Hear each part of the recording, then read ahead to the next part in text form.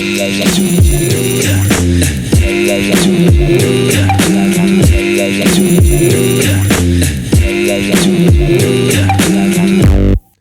Friends, जय हिंद। Welcome back to ऑनचला माइनिंग मिरर। तो इस वीडियो सीरीज में हम लोग बात कर रहे हैं कोड्स के बारे में। तो occupational safety health and working condition code 2020 and occupational safety health and working condition central rule 2026 को हम लोग साइड बाय साइड लेके पढ़ाई कर रहे थे। तो अभी तक हम लोग कंप्लीट कर चुके हैं चैप्टर नंबर 5 तक, और चैप्टर नंबर 6 अभी कंटिन्यूड है। तो चैप्टर नंबर 6 एक्चुअली बात करते हैं वेलफेयर प्रोविजंस के लिए। ये वेलफेयर प्रोविजंस हम लोग 1952 माइंस एक्ट और 1955 माइंस रूल के तहत भी हम लोग बहुत सारा चीज़ जानते थे, जिसमें हम लोग कवर किए थे shelter, canteen, first aid room, first aid station, welfare officer, medical examination, creche facility, पीटेड बाथरूम, एवरीथिंग। अभी जो कोड चेंज हुआ है, अभी जो सेंट्रल रूल चेंज हुआ है, उसमें जो वेलफेयर प्रोविजन है उसी के बारे में हम लोग बात करेंगे। तो ये चैप्टर नंबर 6 में आता है, जिसमें हम लोग उसका पार्ट 1 में हम लोग कवर किए थे canteen, washing places, bathing places, locker rooms, locker, changing places, everything. उसके बाद उसका जो पार्ट 2 जो आया था, उसमें हम लोग बात किए थे मेडिकल एग्जामिनेशन के लिए, जिसमें डिफरेंट डिफरेंट फॉर्म्स हम लोग को देखने को मिले था। उसके बाद जो पार्ट 3 उसका आया था, जो मेरा लास्ट वीडियो था, उसमें हम लोग बात किए थे first aid station, first aid box, first aid cupboard, ambulance room, जो इंपॉर्टेंट था उसमें। और आज हम लोग बात करेंगे उसी चैप्टर नंबर 6 वेलफेयर प्रोविजंस का पार्ट नंबर 4, और जिसमें एक्चुअली हम लोग बात करने वाले हैं 3 चीज़ के बारे में: shelter and lunch room, welfare officer and crease facility. भाई देखिएगा, इसमें बढ़िया बढ़िया चीज़ है। सबसे जो एकदम क्लासिक जो चीज़ है ना, वो है आपका वेलफेयर ऑफिसर में देखने को मिलेगा और क्रीज फैसिलिटी में देखने को मिलेगा। मैं बोल रहा हूँ, क्रीज फैसिलिटी में ऐसा एक चीज़ है जो आपको चौंका देगा। बहुत अच्छा चीज़ है, ठीक है। उसको हम लोग बात करेंगे इस वीडियो में, ठीक है। तो जैसे आपको मैं हर वीडियो में बोलता हूँ, ये जो फॉर्म है, ये फॉर्म का लिस्ट आप इसको स्क्रीनशॉट मार के रख लीजिएगा। इसमें जैसे भी हम लोग कोई नया नया फॉर्म, नया नया आंसर देखते हैं, यहाँ पे मैं इसको अपडेट करता रहूँगा। और मैं हमेशा आपको हर वीडियो में बोलता हूँ कि हम लोग के पास भाई 4 कोड है, 4 रूल है। जैसे यहाँ पे OSS code 2020, social security code 2020, industrial licence code 2020 और वेज कोड 2019। उसके साथ साथ जो अभी अभी लॉन्च हुआ है 2026 में, वो है उसका सेंट्रल रूल। जितना उसका कोड है उसी का रिलेटेड उसका सेंट्रल रूल है। ओएसडब्ल्यूसी का सेंट्रल रूल 2026, सोशल सिक्योरिटी का 2026 है, इंडस्ट्रियल का भी 2026, कोड एंड वेजेस वाला भी 2026, जो अभी अभी लॉन्च हुआ है। तो आपका माइनिंग का रिलेटेड जितना भी एग्जामिनेशन, चाहे वो डीजीएमएस का हो, चाहे बाहर का कोई भी माइनिंग एग्जामिनेशन हो, सभी में ये चीज़ ही आएगा अभी का टाइम में, क्योंकि फ्रेश चेंज हुआ है। मैक्सिमम क्वेश्चंस यहीं से कीजिएगा, और आप इमेजिन नहीं कर पाएगा इसी कोड और ये रूल में इतना सारा इन्फॉर्मेशन में मजा आ जाएगा, ठीक है। और इसके साथ साथ आपको 2 रेगुलेशन भी मिलने वाला है, जो अभी ड्राफ्ट मोड है। सीएमआर 2017 बन के आ रहा है, सीएमआर 2026 बन के, एमएमआर 1961, एमएमआर 2026 बन के आ रहा है, ठीक है।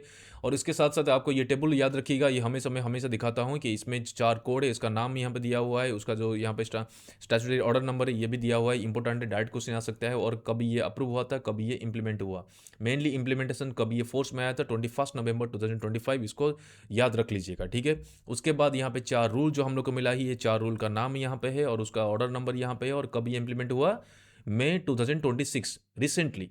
इसलिए मैक्सिमम यहाँ पे क्वेश्चन जरूर मिलेगा, देखिएगा। इसके साथ साथ मैं ये भी बताना चाहूँगा, वो ओएसडब्ल्यूसी कोड जो 2020 है, ये 13 नंबर ऑफ एक्ट को रिप्लेस किया है, जिसमें अपना माइंस एक्ट 1952 भी शामिल है। इसके साथ साथ बाकी जितना भी ये एक्ट है, 13 नंबर ऑफ एक्ट है, तो 13 सेक्टर को ये रिप्लेस किया। और इसके साथ साथ जो अपना सेंट्रल रूल है 2026 है, ये भी 15 नंबर ऑफ रूल्स को रिप्लेस किया है, जिसमें से अपना माइंस का related 1955 mines rule, mines rescue rule 1985, mines vocational training rule, पीट हेड बाथ रूल और माइंस क्रीज रूल 1966 भी शामिल है। इसके साथ साथ सेंट्रल लेबर का भी एक रूल था, वो भी इंप्लीमेंट था, माइंस के लिए बहुत ज़रूरी था, ये भी इसको रिप्लेस किया। और ई जब कंप्लायंस के 2017 में एक सर्कुलर आया था, जिसमें 5 बहुत सारा जो पहले से रजिस्टर था उसको रिड्यूस करके 4 रजिस्टर में कर दिया था, उसको भी रिप्लेस कर दिया, मतलब सब कुछ खत्म कर दिया, ठीक है। तो ये बहुत इंपॉर्टेंट है, जरूर इसको देखिएगा।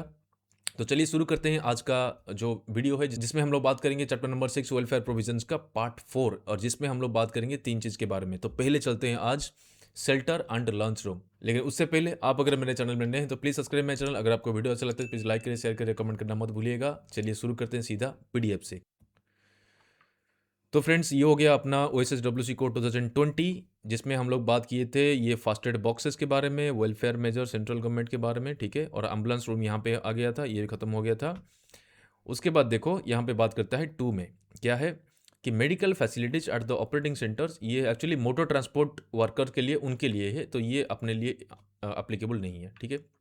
चलते हैं सीधा 3rd नंबर में, क्या है, adequate suitable and separate shelters और रेस्ट रूम्स, ठीक है। शेल्टर्स और rest rooms for male, female and transgender employees and lunch room, यहाँ पे जो नया एडिशन किया यहाँ पे लंच रूम में, 1955 माइंस रूल में भी हम लोग का शेल्टर भी था वहाँ पे, लेकिन वहाँ पे लंच रूम करके ऐसा कुछ नहीं था। डायरेक्ट लिखा था कि अगर शेल्टर वहाँ पे है, 50 लोग वहाँ पे रहते हैं तो वहाँ पे शेल्टर देना है, 25 लोग अगर खाना खाते हैं तो वहाँ पे शेल्टर देना है, ठीक है। यहाँ पे क्या दिया कि भाई शेल्टर और रेस्ट रूम का तो यहाँ पे बोला ही भाई अलग अलग होना चाहिए, मेल के लिए, फीमेल के लिए, ट्रांसजेंडर के लिए। लेकिन यहाँ पे एक पर्टिकुलर चीज़ को यहाँ पे मेंशन किया, वो है लंच रूम। लंच करने के टाइम में एक स्पेशल रूम के बारे में यहाँ पे बात किया है, ठीक है, माइंस में। तो ये फैक्ट्री बार बार लिखता है, लेकिन फैक्ट्री के हिसाब से हम लोग बात नहीं करेंगे, डायरेक्टली हम लोग माइंस के बारे में बात करेंगे। उसके बाद यहाँ पे एक स्केल दिया है, क्या है कि more than 50 workers are ordinarily employed. जहाँ पे मोर देन 50 वर्कर्स, इस चीज़ को हमेशा ध्यान देना। यहाँ पे देखो मोर देन लिखा है, ये नहीं लिखा है कि वेयर 50 और मोर पीपुल आर ऑर्डिनरली एम्प्लॉयड। यहाँ पे लिखा वेयर इन मोर देन 50। मतलब अगर आपका क्वेश्चन कभी अगर आता है कि वहाँ पे अगर 50 लोग वहाँ पे काम करते हैं तो वहाँ पे शेल्टर देने की ज़रूरत है या नहीं है, तो यहाँ पे आंसर नहीं होगा, क्योंकि यहाँ पे डायरेक्टली लिखा है मोर देन 50, ठीक है। इसलिए that should be always more than 50। और यहाँ भी ये जो लंच रूम का भी जो फंडामेंटल है ये भी 50 का ही है। तो ये जो स्केल है 50 मोर देन 50, ये लंच रूम और शेल्टर के लिए अप्लीकेबल है, ओके। तो ये हो गया कोड के बारे में। अब चलते हैं स्ट्रेट हम लोग का इसका एक्सप्लेनेशन जो है हम लोग देखते हैं सेंट्रल रूल में, ठीक है। लेकिन उससे पहले आपको थोड़ा सा यहाँ पे मैं रिवाइज कर दूं कि 1955 जो माइंस रूल था, यहाँ पे अपना जो शेल्टर वाला जो प्रोविजन था, यहाँ पे लिखा था प्रोविजन ऑफ शेल्टर, यहाँ पे लिखा था at every mine where more than 50% are ordinarily employed, ठीक है। यहाँ पे लिखा था 50 और 50-25 लोग खाना खाना चाहिए। लेकिन यहाँ पे शेल्टर को लेके बहुत बढ़िया तरह से यहाँ पे दिया था कि भाई उसका फ्लोर एरिया कितना होना चाहिए, 14 मीटर स्क्वायर, उसका हाइट कितना होना चाहिए, 2.5 मीटर, जहाँ पे इंक्लाइंड है वहाँ पे 1.8 मीटर डाउन लेवल से, इस तरह का वहाँ पे चीज़ दिया था। लेकिन ये चीज़ का कुछ भी नहीं दिया है रूल में, ठीक है। चलिए रूल में चलते हैं। 56 rule number 56, shelter and rest room, rest room नहीं, ये एक्चुअली लंच रूम होना चाहिए, नहीं तो ये और होना चाहिए, और रेस्ट रूम, ओके। तो जितना भी वेलफेयर प्रोविजंस अभी हम लोग बात कर रहे हैं, सारा रिस्पॉन्सिबिलिटी किसका होता है, एम्प्लॉयर का होता है। तो यहाँ पे भी है कि भाई एम्प्लॉयर है माइंस का, तो क्या इंश्योर करेगा, पहला, इन एवरी फैक्ट्री, फैक्ट्री में नहीं बोलेंगे, every in every mine where in more than 50 workers are ordinarily employed, जहाँ से 50 लोग से ज़्यादा लोग वहाँ पे एम्प्लॉयड है, तो वहाँ पे आपको sufficient and suitable lunch room देना है, ठीक है। यहाँ पे जो लंच रूम में यहाँ पे बताया कि जहाँ जहाँ पे खाना खाने के लिए जहाँ पे एक रूम होना चाहिए जहाँ पे आदमी बैठ के खाना खा पाए, तो वहाँ जहाँ से 50 से ज़्यादा लोग जहाँ पे काम करते हैं वहाँ पे आपको लंच रूम देना है, ठीक है। उसी लंच रूम में क्या प्रोविज़न होना चाहिए, लंच रूम में वहाँ पे ड्रिंकिंग वाटर होना चाहिए सफिशिएंट, प्रोविज़न होना चाहिए, वॉशिंग फैसिलिटी होना चाहिए हाथ धोने के लिए। उसके बाद where employees can eat their meals provided, obviously जहाँ पे खाना खाएंगे वहाँ पे ये सब देना चाहिए, drinking water and washing facility. यहाँ पे लेकिन पर्टिकुलरली शेल्टर के बारे में अभी तक नहीं बोला, क्योंकि ये शेल्टर और लंच रूम दोनों के लिए ये 50 वाला जो मोर देन 50 वाला जो ऑर्डिनल एम्प्लॉयड है वो एप्लीकेबल है, ठीक है, ध्यान में रखिएगा। उसके बाद यहाँ पे बोलता है जो आपको फैसिलिटी यहाँ पे दीजिएगा लंच रूम जो है, ये देखिए मेल फीमेल ट्रांसजेंडर, ऐसा नहीं कि ये खाली लंच रूम के बारे में बात कर रहा है, इवन आपका जो शेल्टर होता है ये भी मेल फीमेल और ट्रांसजेंडर के लिए अलग अलग होना चाहिए, ठीक है, से हो गया। इसके बाद यहाँ पे एक सिंपल चीज़ दिया है, प्रोवाइडेड दैट, ये इंपॉर्टेंट है, ठीक है, जहाँ पे आपका कैंटीन फैसिलिटी है। तो ये जो लंच रूम के बारे में बात करें, जहाँ पे खाना खाने के लिए लंच के टाइम पे अगर आपके पास कैंटीन फैसिलिटी वहाँ पे आप दिए हैं, जहाँ पे खाना खा सकता है कोई, तो वहाँ पे माना जाएगा कि ये जो लंच रूम का जो फैसिलिटी है या जो प्रोविज़न है ये कंप्लाइड है, ओके। तो यहाँ पे लंच रूम आपको वहीं पे देना है जहाँ पे आपका कैंटीन नहीं है। अगर आपके पास कोई कम कैंटीन का फैसिलिटी दिया हुआ है माइंस पे, तो वहाँ पे लंच रूम देने की ज़रूरत नहीं है, ओके। अब चलते हैं अपना यहाँ पे शेल्टर के बारे में बताता कि ये शेल्टर हो गया या फिर जो रेस्ट रूम जिसको हम लोग बोल सकते हैं, और लंच रूम जो हो गया उसका क्या क्या क्राइटेरिया होना चाहिए, कैसे कैसे होना चाहिए, ठीक है। जो जैसे साइज होता है उसका कितना बड़ा होना चाहिए, कितना हाइट होना चाहिए, उसके बारे में यहाँ पे बात करते हैं, स्पेसिफिकेशंस, ओके। लेकिन यहाँ पे ये जो रूल है इसमें कुछ स्पेसिफिकेशन नहीं दिया है, ये सिंपली एक एम्प्लॉयर के ऊपर ही डाल दिया कि भाई एडिक्वेट या सुइटेबल होना चाहिए। आप देख लो सुइटेबल कौन सा है, ठीक है। पहला चीज़ क्या बोला कि जो भी रूम्स होता है ये सफिशिएंटली लाइटेड होना चाहिए, ठीक है भाई, अच्छा लाइटिंग होना चाहिए, वेंटिलेशन भी अच्छा होना चाहिए, और क्लीन और हाइजीनिक कंडीशन में मेंटेन करना चाहिए, सिंपल। बी में बोलता है कि ये जो दीवार उसका होता है, जो वॉल होता है और जो रूफ होता है are suitable heat resisting material. ये शॉर्ट क्वेश्चन हो सकता है, ठीक है। आपका जो वॉल होता है, जो दीवार होता है या जो रूफ होता है वो कौन सा मटेरियल से होना चाहिए, किस टाइप का होना चाहिए, हीट रेजिस्टिंग मटेरियल से ये बना होना चाहिए। हीट रेजिस्टिंग क्या होता है कि देखिएगा बहुत सारा जगह पे हम लोग यूज़ करते हैं नॉर्मली, जहाँ पे हीट इंटेंस एरिया होता है वहाँ पे देखिएगा एक होता है ब्रिक, जो ईटा जो होता है उसमें देखिए, एक तो होता है कि भाई पूरा ब्लॉक सॉलिड वाला एक ब्रिक होता है, और एक ब्रिक होता है जिसमें बीच में गैप होता है। क्यों गैप होता है? इसीलिए कि वहाँ पे एक एयर का आइसोलेशन वहाँ पे हम लोग देते हैं, तो हीट जो होता है वो बाहर से अंदर नहीं, इस तरफ नहीं आएगा, यहाँ से उधर नहीं जाएगा, ईज़िली नहीं जाएगा, ठीक है? उसी को बोलते हैं आइसोलेशन। आप उसको भी यूज़ कर सकते हैं, या फिर कुछ होता है ना, जैसे स्टील प्लेट्स होता है, उसके बीच में भी एक थर्मोकोल टाइप का एक मटेरियल हम लोग देते हैं हीट को रेजिस्ट करने के लिए। तो उस तरह का मटेरियल का यूज़ करके उसका दीवार हो गया या फिर उसका रूफ जो हो गया, छत हो गया, उसको आपको बनाना है, ठीक है? थर्ड में क्या बोला? The roof of such room is at a suitable height. यहीं पे ख़त्म कर दिया, जो 2.5 1.8 का जो था हम लोग का फंडामेंटल पहले, उसको ख़त्म कर दिया कि रूफ का जो हाइट होना चाहिए ग्राउंड लेवल से, वो सुइटेबल होना चाहिए। सुइटेबल कितना है आप देख लीजिए, ठीक है? उसके बाद इवन जो फ्लोर एरिया होता है, ये भी बोला सफिशिएंट होना चाहिए, वहाँ पे लोग बैठ के वहाँ पे रेस्ट ले पाएँ या फिर खाना खा पाएँ, ये होना चाहिए। तो यहाँ पे लंच रूम और शेल्टर के लिए जो होना चाहिए फ्लोर एरिया और हाइट, यहाँ पे कोई मेंशन नहीं किया, डायरेक्टली बोला कि सुइटेबल, आप देख लीजिए, ठीक है? और लास्ट में यहाँ पे बोला है कि every room is sufficiently furnished with suitable seating and eating arrangement. जो रूम होता है, लंच रूम हो गया या फिर जो शेल्टर हो गया, वहाँ पे आपका वेल फर्निश्ड होना चाहिए, ताकि वहाँ पे आदमी बैठ पाए, रेस्ट ले पाए और बैठ के खाना भी खा पाए। इस तरह का भी अरेंजमेंट यहाँ पे होना चाहिए, ठीक है? तो ये हो गया शेल्टर और लंच रूम के बारे में, यहाँ पे बात किया। सिंपल, कुछ नहीं बोला, लेकिन बोला कि भाई लंच रूम में को होना चाहिए खाने के लिए, अगर कैंटीन है तो ज़रूरत नहीं है। तो ये एक छोटा सा चीज़ यहाँ पे बोला, ठीक है? नीचे वाला हम लोग को ज़रूरत नहीं है, ओके? उसके बाद चलते हैं वेलफेयर ऑफिसर। ये जो वेलफेयर ऑफिसर है, ये बड़ा अच्छा चीज़ है, इसको ज़रूर ध्यान से देखिएगा। वेलफेयर ऑफिसर क्या होता है, हम लोग पहले भी जानते हैं कि जब भी हम लोग का माइंस में कुछ लोग रहते हैं, उनका अच्छाई के लिए, ठीक है? जो मैनेजमेंट के साथ मिलके या वर्कर के साथ मिलके दोनों के लिए काम करता है वो, उस तरह का एक ऑफिसर हम लोग रखेंगे जिसको हम लोग वेलफेयर ऑफिसर बोलेंगे। ये हमेशा वर्कर के लिए और मैनेजमेंट के लिए, दोनों का वेलफेयर के लिए वो काम करेगा, ठीक है? तो उसके लिए भी 1955 माइंस रूल में भी एक स्केल दिया था। जैसे वहाँ पे दिया था कि भाई 2500 अगर लोग हैं तो वहाँ पे आपको एक वेलफेयर ऑफिसर रखना है। अगर वहाँ से ज़्यादा लोग होते हैं तो वहाँ पे हर 2000 में, अगर 2000 ज़्यादा होते हैं तो वहाँ पे एक एडिशनल वेलफेयर ऑफिसर आप रख सकते हैं। ये सारा, ये जो कॉन्सेप्ट था 1955 का, इसको यहाँ पे ख़त्म किया, ठीक है? उसको एकदम रिड्यूस कर दिया है। चलिए उसको देखते हैं हम लोग। पहले चलते हैं हम लोग कोड में। तो ये हो गया कोड में 4 number, the appointment of welfare officer in every mine where in 250 or more workers are ordinarily employed, ठीक है? जहाँ पे 250 या फिर उससे ज़्यादा लोग काम करते हैं, तो वहाँ पे आपको वेलफेयर ऑफिसर को वहाँ पे अपॉइंट करना है।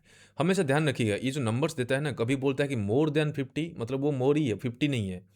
यहाँ पे वो बात किया 250 और मोर, तो क्या हो जाएगा भाई, 250 होने से भी आपको देना है, ठीक है? और 250 से ज़्यादा होने से तो देना ही है। तो यहाँ पे बोला कि 250 या उससे ज़्यादा वर्कर अगर काम करते हैं कहीं पे, वहाँ पे आपको वेलफेयर ऑफिसर देना है माइंस में। उसका क्वालिफिकेशन क्या होता है, कंडीशन ऑफ सर्विस क्या होता है, ड्यूटीज़ क्या होता है, ये आपको कहाँ पे मिलेगा? सेंट्रल रूल में मिलेगा, ठीक है? तो चलते हैं सेंट्रल रूल में, रूल नंबर 57। सिंपल है, वेलफेयर ऑफिसर। तो ये जो प्रोविजन है वेलफेयर ऑफिसर, ये भी एक वेलफेयर प्रोविजन है, तो ये भी रिस्पॉन्सिबिलिटी किसका आएगा? एम्प्लॉयर का आएगा। तो एम्प्लॉयर ऑफ द माइन क्या इंश्योर करेगा यहाँ पे? पहला, welfare officers are appointed as prescribed below. Appointment कैसे होता है यहाँ पे बता रहा है। पहला, the employer of every establishment mentioned above ordinarily employing between 250 and up to 500 workers appoints at least one welfare officer. ये पहला लाइन क्या बोल रहा है? जहाँ पे एम्प्लॉयर अपॉइंट किया है या फिर एम्प्लॉय किया है या फिर वहाँ पे लोग को जो रखा है, अगर वो 250 से लेके सर आपको रखना है, किसको? एम्प्लॉयर, वो अपॉइंट करेगा, ठीक है? उसके बाद क्या बात कर रहा है?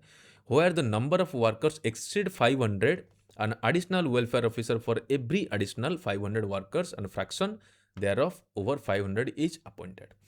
उसके बाद क्या बोला है? वहाँ पे हम लोग का 2500 था, 2000 था, 2000 अगर बढ़ेगा तो एक वहाँ पे ऐड होना है। यहाँ पे क्या बोला? 250 से लेके 500 में एक वेलफेयर ऑफिसर वहाँ पे रहेगा। 500 के बाद और 500 अगर ऐड होगा तो वहाँ पे और एक वेलफेयर ऑफिसर ऐड हो जाएगा। हर 500 जैसे ही आपका बढ़ता जाएगा, या फिर 500 या उससे कम, कुछ भी, कोई भी फ्रैक्शन, 1 हो, 2 हो, 501 हो, या फिर 10 जन हो, कुछ भी हो, 500 से अगर जितना भी ज़्यादा होता है, वहाँ पे एक एडिशनल वहाँ पे ऐड होता जाएगा वेलफेयर ऑफिसर। तो इसको लेके आपका क्वेश्चन आ सकता है। अगर सोचो एग्जाम्पल में हम लोग बात करें, अगर किसी कोई माइंस में वहाँ पे 3200 लोग काम करते हैं, 3200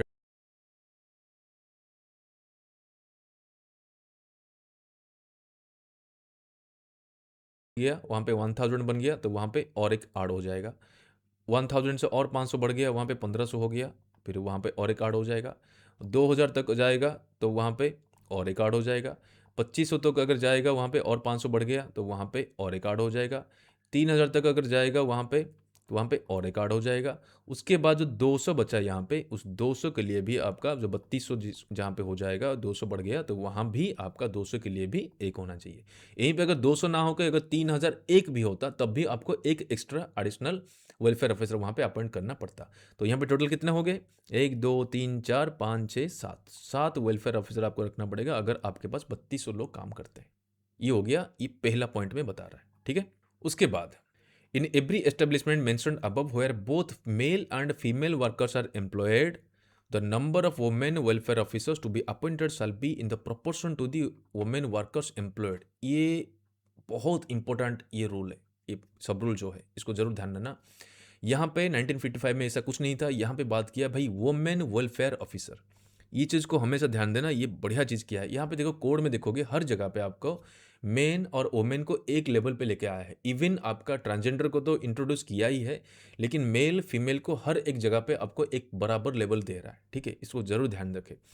तो वुमेन वेलफेयर ऑफिसर भी आपको रखना है, लेकिन क्या बोल रहा है यहाँ पे, जहाँ पे आपका एस्टेब्लिशमेंट है या माइंस में जहाँ पे मेल और फीमेल दोनों मिलके वहाँ पे काम कर रहे हैं, तो वहाँ पे आपका प्रोपोर्शनेटली जितना फीमेल और मेल का प्रोपोर्शन होता है उसी हिसाब से आपको वेलफेयर ऑफिसर भी वहाँ पे रखना है। ये प्रोपोर्शनेट आपको याद आ रहा है किस में हम लोग बात किए थे? सेफ्टी कमेटी में। वहाँ भी जो कमेटी का जो मेंबर बनेंगे वो भी प्रोपोर्शनेटली रहेंगे। ये उसी टाइप का यहाँ पे बात करता है कि जितना आपका वुमेन वर्कर्स होंगे उसका जितना प्रोपोर्शन होगा टोटल वर्कर के साथ, उसी हिसाब से आपको वेलफेयर ऑफिसर में भी उतना ही प्रोपोर्शन आपको मेंटेन करना है, ठीक है। उसके साथों साथ और एक चीज़ यहाँ पे बता रहा है, where the number of women employees are more than 100 and total number of women workers does not exceed 1000, one additional women welfare officer will be appointed। मतलब यहाँ पे और एक स्केल हम लोग को मिला। चलिए इसको पहले हम डिलीट कर लेते हैं। यहाँ पे क्या बात कर रहा है, अगर आपका माइंस में मेल और फीमेल दोनों मिलके काम कर रहे हैं, वहाँ पे जो वुमेन काम करते हैं उनका अगर नंबर्स 100 से ज़्यादा होता है, 100 से ज़्यादा, लेकिन 1000 से कम, कि 100 से 1000 के अंदर अगर ये लोग रहते हैं या फिर उनका नंबर्स रहता है, तो वहाँ पे आपको एडिशनल वुमेन वेलफेयर ऑफिसर वहाँ पे रखना है, ठीक है। एक अभी देखो यहाँ पे सिंपल चीज़ें को समझने वाली बात है। अगर मैं एग्जाम्पल से समझाता हूँ, ठीक है। अगर कोई माइंस में आपका 1000 लोग काम करते हैं, टोटल टोटल वर्कर्स वहाँ पे 1000 है, ठीक है। और उसमें से 1000 में से वहाँ पे 200 वोमेन है, ठीक है। 1000 टोटल है, उसमें से 200 वोमेन है, तो कितना वेलफेयर ऑफिसर रहेंगे, कितना मेल रहेंगे, कितना फीमेल रहेंगे? अब देखो टोटल 1000 है, पहले उसको देखते हैं। तो 500 तक एक वेलफेयर ऑफिसर वहाँ पे आ जाएगा, ठीक है। उसके बाद 500 से लेके 1000 में और एक यहाँ पे 1000 यहाँ पे हो जाएगा, तो यहाँ पे और एक यहाँ पे आ जाएगा। टोटल कितना वेलफेयर ऑफिसर बने? 2 वेलफेयर ऑफिसर बने, लेकिन उसमें से 200 जो है ये वुमेन है। तो 200 मतलब ये रेंज में आ गया 100 से ज़्यादा और 1000 से कम। तो यहाँ पे एक additional welfare women welfare officer यहाँ पे रहेंगे। तो टोटल कितना वेलफेयर ऑफिसर रह जाएंगे यहाँ पे? यहाँ पे हो जाएंगे 3, ठीक है। ये हो गया एक एग्जाम्पल। अब देखो और एक एग्जाम्पल देते हैं और थोड़ा क्लैरिटी आएगा। सेम है, आपके पास 1000 लोग हैं, ठीक है। उसमें से आपका 50 आपका वुमेन है, ठीक है। अब देखो वहाँ पे कितने लोग रहेंगे और कितना वुमेन, कितना मेल और कितना फीमेल वहाँ पे वेलफेयर ऑफिसर रहेंगे। तो 1000 ऑब्वियस चीज़ है, वहाँ पे 500 में एक हो जाएगा और 1000 यहाँ पे हो जाएगा, तो वहाँ पे और एक ऐड हो जाएंगे। टोटल कितना वेलफेयर ऑफिसर बने? 2, ठीक है, 2 वेलफेयर ऑफिसर। उसमें से 50 जो है वो वोमेन है, ठीक है। तो ये तो 100 और 1000 के बीच में तो आया नहीं, ये 100 से कम ही है। लेकिन यहाँ पे इसीलिए कि यहाँ पे लोग वोमेन लोग काम करते हैं, इसीलिए यहाँ पे बोला भाई proportion to the women workers employed. जितना एम्प्लॉई, जितना वोमेन वर्कर वहाँ पे काम करते हैं उसका प्रोपोर्शनेटली वहाँ पे वेलफेयर ऑफिसर रहेंगे। अब देखो ये जो 50 है, 50 लोग वहाँ पे है, 1000 से कितना परसेंटेज वहाँ पे होता है? 50 अगर इसको 1000 करोगे तो ये हो जाएगा आपका 5%। तो यहाँ पे अगर 2 वेलफेयर ऑफिसर हैं तो उसका 5% अगर लीजिएगा, तो 2 का 5% अगर लीजिएगा तो कितना आएगा? सोचिए कितना आएगा? 0.1। तो 0.1 कोई फिगर है क्या? इस तरह का कुछ रह सकते हैं वहाँ पे? नहीं रह सकते। लेकिन इसलिए यहाँ पे 50 लोग हैं और उसका प्रोपोर्शनेटली आपको वेलफेयर ऑफिसर फीमेल रखना है। इसीलिए यहाँ पे जो 2 वेलफेयर ऑफिसर बनेगा उसका प्रोपोर्शनेटली अगर आप देखिएगा 5%, तब भी आपका 0.1 होते हैं, तब भी आपको एक वेलफेयर ऑफिसर वहाँ पे रखना है जो फीमेल होगा। मतलब जो 2 वेलफेयर ऑफिसर हम लोग को मिला, उसमें से एक मेल होगा, एक फीमेल होगा। ठीक है? ये हो गया एक बढ़िया चीज़, इसको ज़रूर ध्यान रखें। अगर यहाँ पे थोड़ा-सा मैं इसको रेंज को बढ़ा देता हूँ और क्लैरिटी आपको आएगा। अगर मैं बोलता हूँ कि आपका माइंस में यहाँ पे 3000 लोग हैं, जिसमें से आपका 50 लोग वुमेन हैं, ठीक है? अब बोलो कितना यहाँ पे मेल रहेंगे, कितना यहाँ पे वुमेन रहेंगे। तो 3000 में ऑलरेडी कितना हम लोग देखे थे, कितना यहाँ पे वुमेन होने कितना वेलफेयर ऑफिसर होने चाहिए। अगर 500 तक जाओगे तो 1 हो जाएगा, 1000 में आ जाएगा तो और 1 आ जाएगा, 1500 में 1, 2000 में 1, 2500 में 1, 3000 में 1, टोटल हो गए 3, 3, 6, ठीक है? अब देखो 50 लोग यहाँ पे है वुमेन, ठीक है? तो ये तो बहुत माइनर उनका परसेंटेज होगा। फिर भी इसीलिए कि 50 लोग हैं यहाँ पे, ये जो 6 लोग रहेंगे उसी में से 1 रहेगा वुमेन और 5 रहेंगी वहाँ पे मेल। ये ध्यान देना, ठीक है? ये प्रोपोर्शनेटली बात हो रहा है, ठीक है? लेकिन वहीं पे अगर ये 150 हो जाएंगे, 3000 में 150, तो ये तो 6 तो होंगे ही, उसके साथ-साथ 6 प्लस एडिशनल 1 वुमेन, यहाँ पे 7 हो जाएंगे, ठीक है? टोटल। तो एक हो गया आपका प्रोपोर्शनेटली आ जाएगा, ये जो प्रोपोर्शनल वाला, और एक आ जाएगा आपका ये स्केल वाला 100 से लेके 1000 तक, ठीक है? ये इसको जरूर ध्यान दीजिएगा। उसके बाद चलते हैं थर्ड में क्या बोल रहा है, where there is more than one welfare officer is appointed, one of them is designated as the chief welfare officer और अदर एज वेलफेयर ऑफिसर्स। मतलब वह है कि जहाँ पे एक से ज़्यादा वेलफेयर ऑफिसर आप अपॉइंट करते हैं तो उसमें से एक जन बनेगा चीफ, उस वेलफेयर ऑफिसर का चीफ वेलफेयर ऑफिसर, और बाकी जो लोग रहेंगे वो लोग रहेंगे आपका वेलफेयर ऑफिसर्स, ठीक है? ये भी 1955 में पहले नहीं था। उसके बाद देखो चलते हैं सेकेंड पॉइंट में। ये हो गया आपका किस अपॉइंटमेंट का, ठीक है? कैसे कैसे अपॉइंट होते हैं। उसके बाद देखो उनका क्वालिफिकेशन क्या होना चाहिए। एक वेलफेयर ऑफिसर बनने के लिए उनका जो क्वालिफिकेशन होना चाहिए, पहला क्वालिफिकेशन होता है कि उनके पास पोस्ट ग्रेजुएट डिग्री होना चाहिए या फिर डिप्लोमा होना चाहिए। किसमें? सोशल वर्क और ह्यूमन रिसोर्स मैनेजमेंट और labour welfare from any institutions recognised by central और स्टेट गवर्नमेंट, ठीक है? तो ये पहला चीज़ बोला कि भाई पोस्ट ग्रेजुएट होना चाहिए या फिर डिप्लोमा होना चाहिए। किसमें? सोशल वर्क में, ह्यूमन रिसोर्स मैनेजमेंट में और लेबर वेलफेयर में, ठीक है? ये क्यों ऐसा इतना ये ज़रूरी है? क्योंकि आप ये जो वेलफेयर ऑफिसर का जो काम होता है ये मेनली डील करता है वर्कर से और मैनेजमेंट से। तो उनके पास वो मैनेजमेंट पावर होना चाहिए कि भाई वर्कर को कैसे मैनेज करना है, ह्यूमन रिसोर्स को कैसे मैनेज करना है, लेबर का क्या लॉ है, माइंस का क्या लॉ है, या फिर अपना इंडिया गवर्नमेंट का क्या लॉ है, उनको ये सारा ज्ञान उनके पास होना चाहिए, नहीं तो वो डील नहीं कर पाएंगे। तो ये होना चाहिए। उसके साथ और एक एडिशनल यहाँ पे दिया है कि उनको नॉलेज होना चाहिए लैंग्वेज का। कौन सा लैंग्वेज? जहाँ पे वो काम करने वाले हैं जिस माइंस में, वहाँ पे मैक्सिमम लोग को जो समझ में आता है वो लैंग्वेज उनको पता होना चाहिए, ठीक है? ये हो गया उसका क्वालिफिकेशन, ठीक है? पोस्ट ग्रेजुएट यहाँ पे होना चाहिए या फिर डिप्लोमा होना चाहिए, social work, human resource, labour welfare, okay? उसके बाद थर्ड बोलो, the appointment is intimated by the employer electronically or otherwise to inspector cum facilitator giving details of the qualification of the officer appointed and the condition of their services। तो ये जो welfare officer होते हैं, जैसे ही appoint करता है employer उनको, तो अपॉइंटमेंट होने के बाद वो क्या करेंगे, इंस्पेक्टर कम फैसिलिटेटर को बताएंगे। कैसे बताएंगे? बाय इलेक्ट्रॉनिकली, ठीक है? डिजिटली ईमेल करके बोल सकते हैं, और उनके डिटेल्स देंगे कि ये जो वेलफेयर ऑफिसर है उसका क्वालिफिकेशन ये है और ये उनका जो कंडीशन ऑफ सर्विस होता है, जो सर्विस कंडीशंस होता है ये है। तो ऐसे करके उनको एक इंटीमेट करेंगे, ठीक है? ये हो गया। अब चलो आईबी में क्या बोल रहा है कि welfare officer is given appropriate status. ये क्यों बात कर रहा है वेलफेयर ऑफिसर? क्योंकि ये थोड़ा सा डिफरेंट टाइप का पोजीशन होता है। इस तरह का जो क्वालिफिकेशन होता है बहुत कम ही लोग के पास होता है, क्योंकि वेलफेयर ऑफिसर बनने के लिए कोई सोच के वहाँ पे पढ़ाई करने नहीं जाता है, तो सब कोई टेक्निकल और इसमें जाते हैं। तो वेलफेयर ऑफिसर जो होता है थोड़ा सा स्पेशल होता है, तो इसको एक स्टेटस मिलेगा। कौन सा स्टेटस मिलेगा? जो स्टेटस आप एग्जीक्यूटिव को देते हैं या फिर ऑफिशियल को देते हैं, उस सेम स्टेटस इनको भी देना पड़ेगा, सेम स्टेटस, ठीक है? अपॉइंटेड ऑन एन एग्जीक्यूटिव और ऑफिसर पे स्केल। ऑफिसर और या एग्जीक्यूटिव का जो पे स्केल होता है वही पे स्केल में इनको भी आपको अपॉइंट करना है, ठीक है? उसके साथों साथ जो सर्विस कंडीशन होगा, जो कंडीशन ऑफ सर्विसेज होगा वो सेम कंडीशन ऑफ सर्विसेज होगा जो आप अपना एग्जीक्यूटिव को देते हैं या ऑफिसर को देते हैं, same type of service condition उनको भी हो रहेगा। ठीक है, जो स्टेटस उनका है, स्टेटस ऑफिसर का एग्जीक्यूटिव का होता है, सेम स्टेटस इनको भी यहाँ पे मिलेगा। उसके बाद यहाँ पे बात करता है प्रोवाइडेड दैट बाई चांस अगर आप किसी को डिसमिस कर दिए, कोई वेलफेयर ऑफिसर को, या फिर उसको निकाल दिए, उसको डिस्चार्ज कर दिए, जो भी करिए उसको आप हटा दिए, तो अगर वेलफेयर ऑफिसर का ये राइट रहेगा कि वो जाके अपील कर सकता है किसको, चीफ इंस्पेक्टर कम फैसिलिटेटर को, उसी के अगेंस्ट में जो ऑर्डर आप दिए हैं, उसी के एम्प्लॉयर का ऑर्डर का अगेंस्ट में वो अपील कर सकता है कि मेरे को निकाल दिए, क्यों निकाल दिए, जो भी है। तो ये कर सकते हैं, उनका राइट है।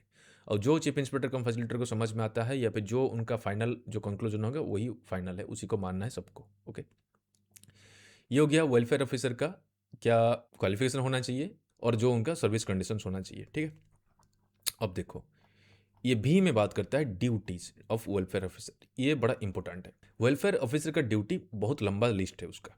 ठीक है, ये एक तरह का आप बोल सकते हो कि बड़ा अहम उसमें पोस्ट है, क्योंकि ये मैनेजमेंट और वर्कर के बीच में एक ब्रिज है। ठीक है, अगर मैनेजमेंट में कुछ गड़बड़ हुआ तो वो वर्कर को बताएंगे, वर्कर का कुछ गड़बड़ हुआ तो मैनेजमेंट को बताएंगे, मैनेजमेंट क्या बोल रहा है, वर्कर क्या बोल रहा है, दोनों को मिला के एक नया रास्ता निकालेंगे। ये सब चीज़ को ये करते हैं एज ए मीडिएटर। ठीक है, तो पहला चीज़ to establish contacts and hold consultations with a view to maintaining the harmonious relation between the management and the workers। ये होता है उसका पहला चीज़ कि हारमोनियस रिलेशन, एक अच्छा रिलेशन बना के रखना मैनेजमेंट और वर्कर का, ये उनका पहला ड्यूटी है। उसके साथ साथ उन ये सब करने के लिए क्या करना पड़ेगा, उनका कॉन्टैक्ट, एस्टेब्लिश कॉन्टैक्ट्स मतलब क्या होता है कि भाई कॉन्टैक्ट बनाओ, थोड़ा सा रिलेशन बनाओ लोगों के साथ, उनका कौन यहाँ पे यूनियन लीडर है, कौन वहाँ पे यूनियन लीडर है, सबको यहाँ पे बात करो, कैसे कैसे करना है, क्या करना है, उनके साथ मिलो गिलो जो भी है। बी में बात करता है कि to bring the notice to the management the grievance of the workers. Worker की तरफ से कुछ भी वहाँ पे ग्रीवेंस है, ग्रीवेंस मतलब कुछ भी कंप्लेन होता है कि मेरे जो भी दिक्कत है, ये नहीं हो रहा है, वो नहीं हो रहा है, जो भी ग्रीवेंस होता है उनका काम होता है वो वेलफेयर ऑफिसर का मैनेजमेंट के सामने उसको ला के, सर ये उसका प्रॉब्लम हो रहा है। ठीक है, उसके बाद to act as a liaison officer between the management और वर्कर्स, मैनेजमेंट और वर्कर्स बीच में एक लाइजनिंग करना या फिर उनके बीच में एक काम को आदान प्रदान करना, ये सब चीज़ का काम यही करेंगे, उन्हीं का काम होता है। ठीक है, सी to study and understand the point of view of workers, okay, in order to help the management to shape and formulate labor policies, to interpret this policy to the workers in language they can understand।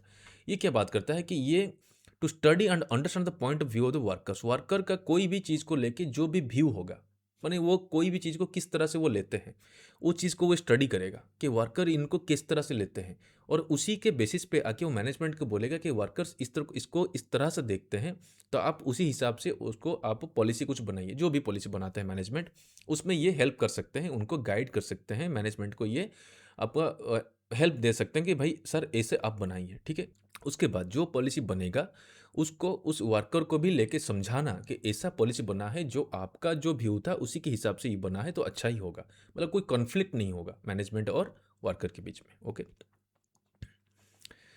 उसके बाद ये जो 3 point है, ये तीनों point एकदम क्या बोलते हैं, सारा पॉइंट सारा चीज़ इंपॉर्टेंट है, क्योंकि इसमें इस सारा ड्यूटी वेलफेयर ऑफिसर का है। लेकिन देखोगे इसमें जितना भी पॉइंट्स दिया हुआ है, लगता है कि ये एक माइंस का हेड भी बन सकते हैं। सोचो क्या है, टू एडवाइस ऑन, किसको एडवाइस करेंगे, ये जो लिखा ना, to advise on, to advise on, to advise, ये एडवाइस करते हैं मैनेजमेंट को, प्लस वर्कर को भी करते हैं, लेकिन पर्टिकुलरली यहाँ पे मैनेजमेंट के बारे में ज़्यादा लिखा है।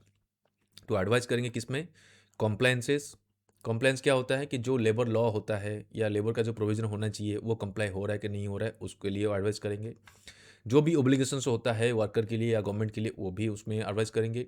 जो स्टैट्यूटरी थिंग होता है, जो होना चाहिए माइंस में आज पर स्टैट्यूटरी, वो भी एडवाइस करेंगे। रेगुलेशंस, वर्किंग आवर्स को लेके जो भी रेगुलेशंस होता है उसको लेके अगर कुछ भी इधर उधर का बात उठता है, कहीं कुछ अशांति या कुछ अनसेटिस्फेक्शन आता है वर्कर के बीच में, उसको लेके भी एडवाइस कर सकते हैं कि सर वर्किंग आवर्स को किस तरह से करना चाहिए। मैटरनिटी बेनिफिट जो होता है, जो प्रेगनेंसी के टाइम में जो वुमेन को जो मिलता है फैसिलिटी मैटरनिटी का, उसके ऊपर भी कुछ सलाह दे सकते हैं। मेडिकल केयर को लेके कंपेंसेशन, इंजरी कंपेंसेशन हो गया, सिकनेस का कुछ कंपेंसेशन हो गया, वेलफेयर मेजर्स कुछ अच्छा करना है, सोशल सिक्योरिटी बेनिफिट्स जो भी होता है उसको लेके। सोशल सिक्योरिटी बेनिफिट क्या होता है, जो पीएफ वाला होता है, इसको लेके कितने कुछ भी अगर एडवाइस करना है तो ये एडवाइस करेंगे मैनेजमेंट को। ओके, उसके बाद देखो टू एडवाइस, और क्या एडवाइस करेंगे, वेलफेयर फैसिलिटीज़, कुछ वेलफेयर फैसिलिटी आप करना चाहते हैं लोगों के लिए, उसके लिए भी एडवाइस कर सकते हैं। कुछ कम्युनिटी सेंटर खोल लो, कोई कहीं एक गेम सेंटर खोल लो, कुछ ग्राउंड बना दो खेलने के लिए बच्चे लोग के लिए, जो भी वेलफेयर फैसिलिटीज़ ये सब होना है। हाउसिंग फैसिलिटी, जो क्वार्टर का इशू होता है, ये डील करेंगे, बताएंगे मैनेजमेंट को, कुछ भी नया आइडिया दे सकते हैं। Food stop, social and recreational facility, badminton court, football ground, जो भी आपका ग्राउंड होता है, रिक्रिएशनल फैसिलिटी, गाना सेंटर, कहीं पे लोग जाके क्लब में बैठेगा, खाना पीना करेगा, उस सब का जो रिक्रिएशनल होता है वो फैसिलिटी कर सकते हैं, उसको एडवाइस देंगे। सैनिटेशन, इंडिविजुअल पर्सनल प्रॉब्लम भी रहेगा, एजुकेशन ऑफ चिल्ड्रन को लेके प्रॉब्लम रहेगा, तब भी आप उनसे बात कर सकते हैं और उसको लेके ये जाके मैनेजमेंट को भी एडवाइस कर सकते हैं। तो सोच के देखिए कितना पावर है। उसके बाद देखिए लास्ट में बोल रहा है मैनेजमेंट को ये भी एडवाइस करेंगे जो नया रिक्रूट्स जो होते हैं उनका ट्रेनिंग के ऊपर, अप्रेंटिस का ट्रेनिंग के ऊपर, वर्कर का ट्रेनिंग, या उनका ऑन ट्रांसफ़र एंड प्रमोशन के टाइम में जो ट्रेनिंग, उनके ऊपर भी वो बोल सकते हैं। Instructor, supervisor, supervision, control, notice board and information bulletins, further education workers, encourage the attendance, technical institute, जितना भी होता है। नोटिस बोर्ड में भी कैसे लगाना चाहिए, क्या क्या नोटिस लगाना चाहिए, कौन सा नोटिस लगाने से और लोगों को थोड़ा समझ में आएगा, क्या अच्छा नोटिस होना चाहिए, कि होता है ना कि पिक्चर के साथ नोटिस होना चाहिए, कुछ भी किसी का बर्थडे है, कि जैसे हैप्पी क्रिसमस हो गया, हैप्पी दुर्गा पूजा हो गया, कुछ भी आपको देना है, इस तरह का जो होता है ये नोटिस बोर्ड में आना चाहिए। बुलेटिन में क्या क्या आना चाहिए कि भाई कंपनी इतना अच्छा कर दिया, अभी इतना बढ़िया कर रहा है और आप अच्छे से काम करो, इस तरह का जो चीज़ होता है इनकरेजमेंट है, मोटिवेशन वाला, ये भी यहाँ पे एडवाइस कर सकते हैं मैनेजमेंट को। ओके, ये हो गया उनका ड्यूटीज़। ओके, कितना अच्छा ड्यूटी है। उसके बाद लास्ट में एक चीज़ बोला है कि वेलफेयर ऑफिसर क्या नहीं करना चाहिए, ये वाला वेलफेयर ऑफिसर को क्या नहीं करना चाहिए। वेलफेयर ऑफिसर को कभी भी कोई भी डिसिप्लिनरी केस अगर है तो वहाँ पे इन्वॉल्व नहीं होना चाहिए। मतलब कोई डिसिप्लिनरी केस अगर किसी के अगेंस्ट में हुआ है, किसी वर्कर के अगेंस्ट में, किसी ऑफिसर के अगेंस्ट में अगर कुछ डिसिप्लिनरी केस होता है, डिसिप्लिनरी केस मतलब किस में होता है कि कोई किसी को मिसबिहेव कर दिया, कहीं पे गाली गलौज कर दिया, कहीं पे जाके झगड़ा किया, कोई जगह पे वहाँ पे प्लांट को बंद करा दिया, तो उसके ऊपर डिसिप्लिनरी एक्शन होता है कि वो इनडिसिप्लिन है।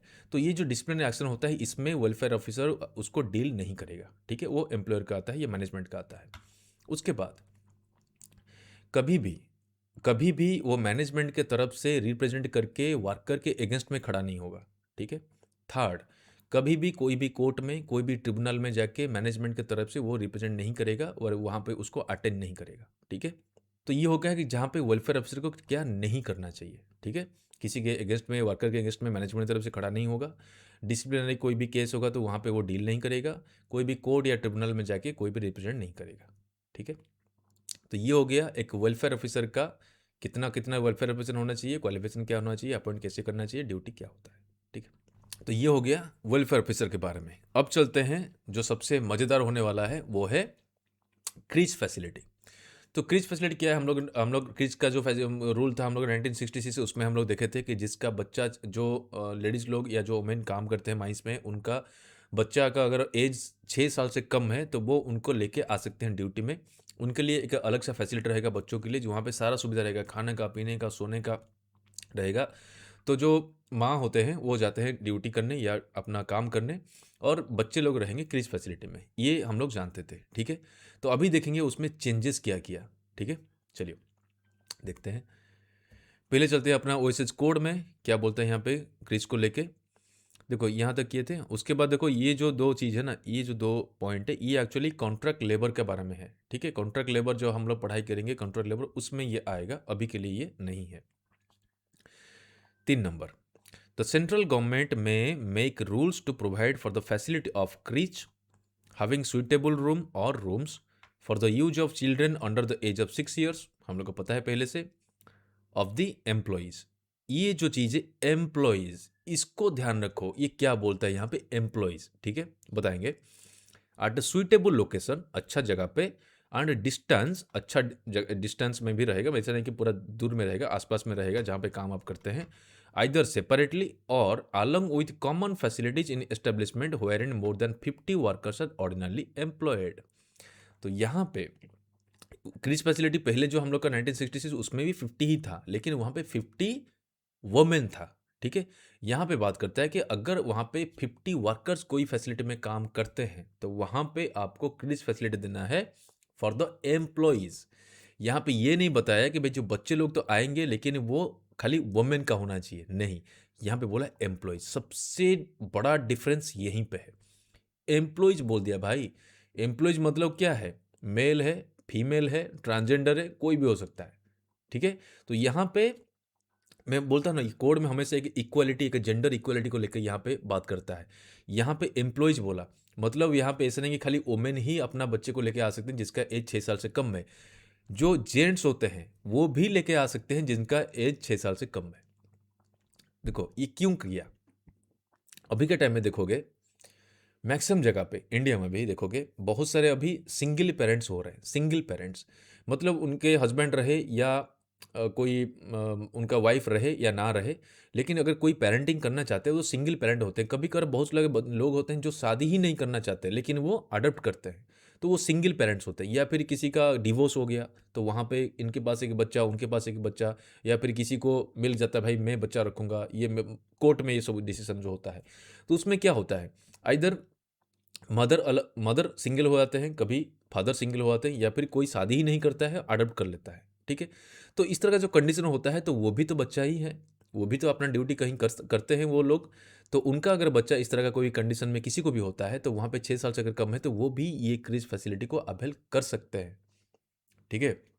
तो समझ रहे हो मैं क्या बोलना चाह रहा हूँ। तो यहाँ पे है कि खाली वोमेन के लिए स्पेशल नहीं है, ये एम्प्लॉयज़ के लिए, सब के लिए है, ठीक है। कोई भी होगा 6 साल से कम अगर उसका बच्चा है तो आपको ये मिल जाएगा। उसके बाद क्या बोलता है यहाँ पे, provided that an establishment can avail common creche facility of the central government, state government, municipality or private entity, or provided by non-governmental organization or by any other organization or group of establishment may pool their resources for setting up the common creche in the manner as they may agree for such purpose। तो यहाँ पे है कि बात करता है कि अगर माइंस का एम्प्लॉयर अगर क्रीज फैसिलिटी देता है तो ओके।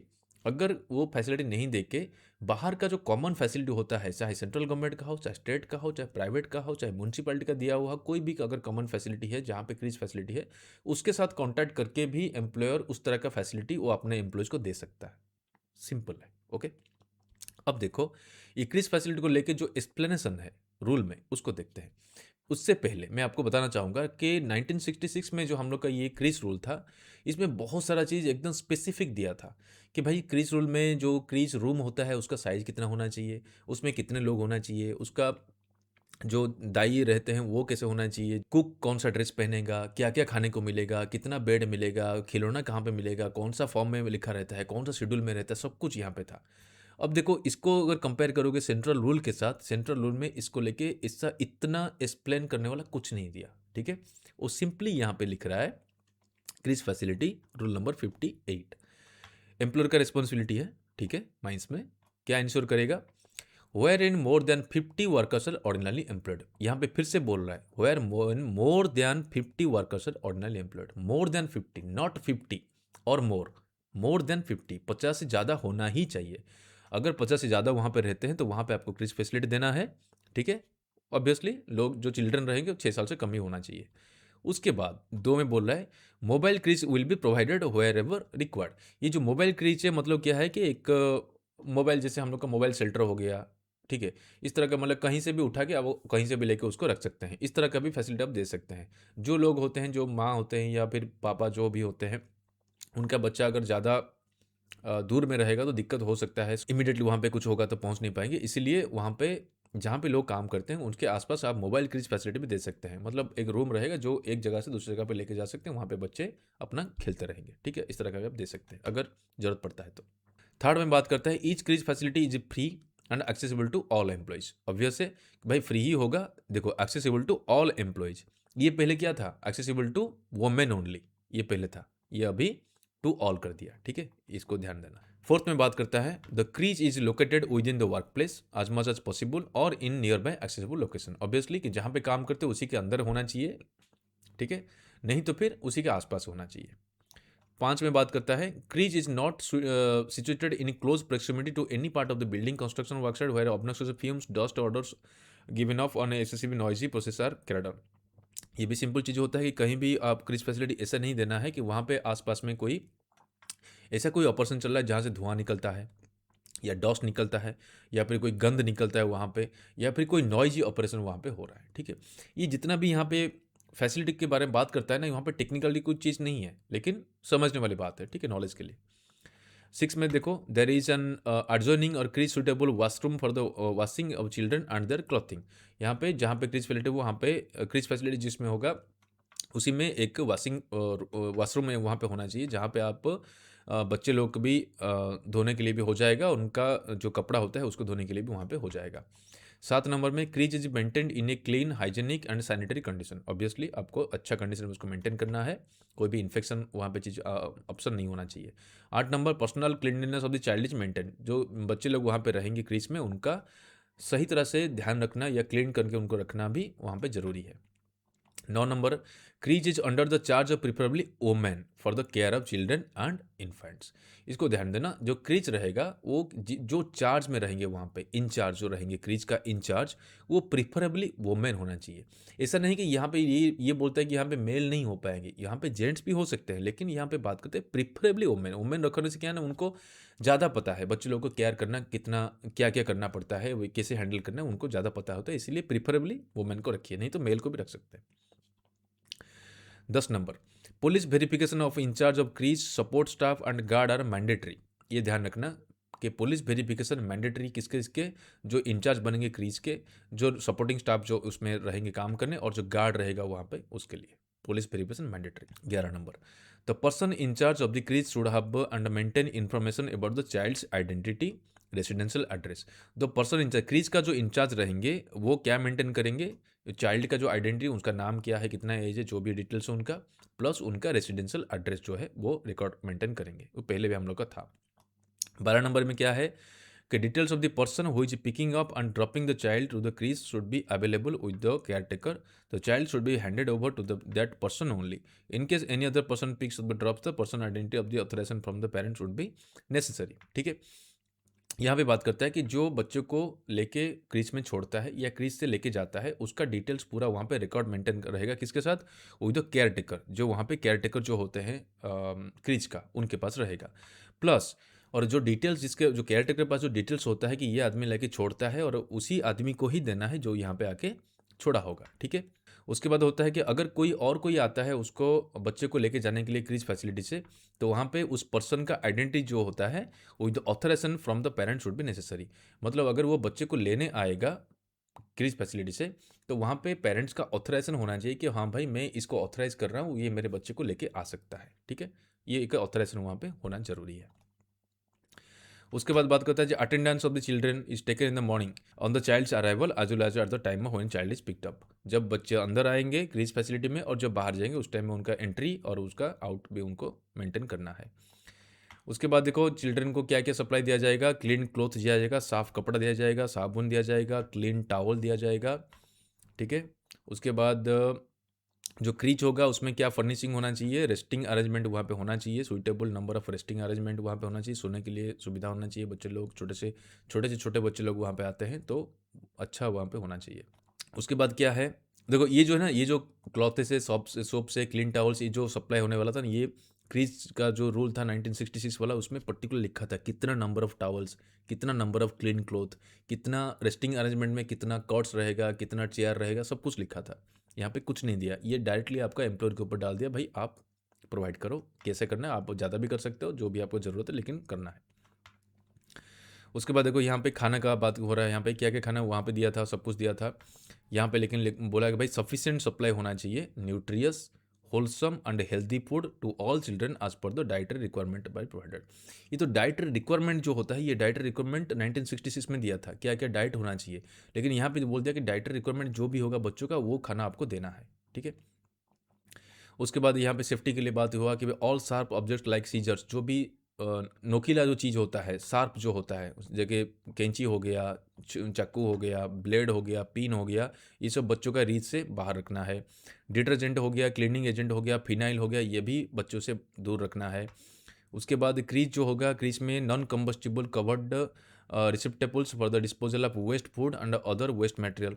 वेस्ट फूड या जो फूड का बच जाता है या वेस्ट का जो मटेरियल होता है, उसको बाहर में से फेंकने के लिए वहाँ पे नॉन कम्बस्टिबल रिसिप्टेबल्स जो होना चाहिए। मतलब इस तरह का आपको जो बैग्स होता है जिसमें या फिर जो बीन्स होता है, वहाँ पे आपको उसको डालना है। वो इसमें डालना है, ठीक है। उसके बाद हो गया all electrical switches plugs are out of children, जो भी इलेक्ट्रिकल स्विचेस या प्लग्स होता है वो भी चिल्ड्रन का रीच में नहीं होना चाहिए, मतलब वो हाइट में आप रखिए। उसके बाद प्लानिंग ऑफ इवैक्यूएशन प्लान और display of the same at the crease, planning of evacuation plan and display of the same at the crease. एक इवैक्यूएशन प्लान होता है, ठीक है। इवैक्यूएशन प्लान मतलब क्या होता है कि अगर इमरजेंसी कुछ होता है तो कैसे आपको वहाँ से जल्दी निकलना है, तो एग्जिट जो होता है इमरजेंसी एग्जिट, वो चीज़ वहाँ पे होना चाहिए। और पूरा कहीं पे आपको डिस्प्ले में रखना चाहिए कि भाई अगर इमरजेंसी होता है तो कहाँ कैसे जाना है, ठीक है। उसके बाद no child is left alone, कभी भी कोई बच्चा को अकेला नहीं छोड़ना है एट एनी पॉइंट, ठीक है, कभी भी। Evening during the breaks, break के टाइम में भी, जब भी कोई नाश्ता करने जाता है, चाय पीने जाता है, उस टाइम में भी किसी बच्चे को आप अकेले नहीं छोड़ना है। उसके बाद कोई भी इन काइंड ऑफ वर्बल और फिजिकल अब्यूज स्ट्रिक्टली प्रोहिबिटेड, आप किसी को मार नहीं सकते, किसी को गाली नहीं दे सकते, वर्बल हो गया या फिजिकल अब्यूज कुछ भी आप नहीं कर सकते। उसके बाद any kind of sexual abuse or sexual exploitation to be strictly dealt with under protection of children from sexual offence act, POCSO. अगर कोई सेक्सुअल अब्यूज होता है या फिर सेक्सुअल एक्सप्लॉयटेशन होता है, उसको लेके पोक्सो एक्ट 2012 के तहत आपको जो भी है उसी हिसाब से स्ट्रिक्टली डील किया जाएगा, ठीक है। तो उसी के ऊपर ही यहाँ पे डायरेक्टली बात कर रहा है। यहाँ पे देखो supervisor, through the supervisor that no person known or unknown be allowed inside of the creche at any point of time during the function of hour of creche, ठीक है। सिविल वर्क, कोई भी जो क्रीज का जो time होता है, crease का टाइम कौन सा क्या होता है, जो टाइम में आदमी ड्यूटी करता है, 8 घंटे का जो ड्यूटी होता है, अगर 8 घंटा या 12 घंटा जो भी है जो ड्यूटी करता है, वही टाइम उसका क्रीज का टाइम होगा। तो उसी टाइम में किसी को भी अंदर में जाने के लिए अलाउड नहीं है। इवन उसी कंपनी का जो दूसरा डिपार्टमेंट होता है, यहाँ पे एग्जाम्पल दिया सिविल वर्क का, अगर क्रीज में कोई सिविल वर्क है तब भी वो ड्यूटी के टाइम में नहीं आएगा, ड्यूटी चेंज ओवर टाइम में वाकई कर सकता है, लेकिन ड्यूटी के टाइम में किसी को भी अलाउड नहीं है। ये उसका सुपरवाइजर जो होता है क्रीज का, उसका ये ड्यूटी रहेगा, ये सब चीज़ को इम्प्लीमेंट करना या ये चीज़ को वहाँ पे फॉलो करना, ठीक है। उसके बाद the crease has closed circuit television, CCTV camera यहाँ पर रहेगा, सीसीटीवी कैमरा बनाएगा अपना monitoring during the working hours. Working hours हो गया, वर्किंग आवर्स मतलब कि 8 घंटा खत्म हुआ तो और एक 8 घंटा तो चालू तो होता है ना, तो मतलब यहाँ पे है कि सीसीटीवी कैमरा वहाँ पे होना चाहिए, ठीक है, अच्छे से। उसके बाद होता है कि important and emergency contact numbers यहाँ पे डिस्प्ले में होना चाहिए क्रीज प्रेमिसेस में। क्रीज का जो प्रेमिसेस होता है जहाँ पे इजीली हम लोग को देख सकते हैं, इजीली हम लोग उसको पढ़ सकते हैं दूर से या पास से, उस तरह का जगह पे आपको डिस्प्ले में रखना है। क्या रखना है, इंपॉर्टेंट नंबर और इमरजेंसी कॉन्टैक्ट नंबर। क्या होता है, हेल्पलाइन नंबर जैसे 112, 1098, fire services, child protection officers, nearest police station, वो वहाँ पे होना चाहिए। उसके बाद बात कर रहे हैं यहाँ पे रिक्वायर्ड मेडिकल सपोर्ट सिस्टम और staff is made available on call. ये जो होता है ऑन कॉल, ऑन कॉल मतलब होता है कि जो मेडिकल सपोर्ट सिस्टम या फिर जो मेडिकल ऑफिसर या जो स्टाफ होते हैं वो एक फ़ोन में आके पहुंच जाना चाहिए, इस तरह का वहाँ पे फैसिलिटी होना चाहिए। उसके बाद यहाँ पे बात करते हैं feeding room to be provided in the creche. ये फीडिंग रूम क्या होता है, बच्चे को खाना खिलाना या फिर बच्चे को दूध पिलाना, इस तरह का जो रहता है फीडिंग वाला, उस तरह का भी प्रोविज़न वहाँ पे होना चाहिए, ओके।